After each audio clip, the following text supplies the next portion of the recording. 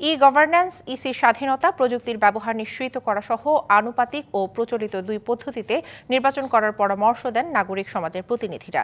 আর নির্বাচন কমিশনকে স্বাধীন করে আরও শক্তিশালী করতে হবে জানিয়ে নির্বাচন ব্যবস্থা সংস্কার কমিশনের প্রধান বদিউল আলম মজুমদার বলেছেন, রাজনৈতিকভাবে গণতন্ত্র প্রতিষ্ঠা করতে হবে, রাষ্ট্রপতির পদকে আরও শক্তিশালী হতে হবে বলেও জানান তিনি।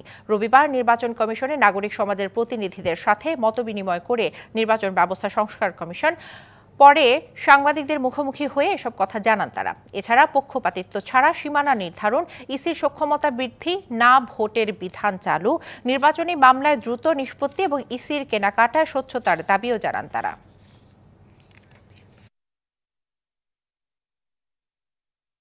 যে আমার কাউকে পছন্দ হলো না, তো সেইটার কথা আমি বললাম যে এটাকে রাখা যায় কিনা। তো এটা তারা বলে যে হ্যাঁ, এটা একটা ভালো প্রস্তাব। আমি তাদেরকে প্রস্তাবনা দিলাম যে আপনাদের মধ্যে একটা বিচারের একটা ব্যবস্থা যদি রাখা যায়, যে তারাই এই নির্বাচন কমিশনে এটা বিচার করবে। নির্বাচন কমিশনকে স্বাধীন করতে হবে, শক্তিশালী করতে হবে, বিশেষত আর্থিক স্বাধীনতা দিতে হবে এবং নির্বাচন কমিশনকে ওই যে সরকারের অধীনে একটা সরকার হইতে হবে। নির্বাচন কমিশনে আইন পরিবর্তন করতে হবে। তো এই অনেকেই মিক্স সিস্টেমের কথা বলেছেন। তারপরে রাষ্ট্রপতির নির্বাচনের ব্যাপারে অনেক আলাপ আলোচনা হয়েছে। সরাসরি নির্বাচনের কথা অনেকে বলেছেন।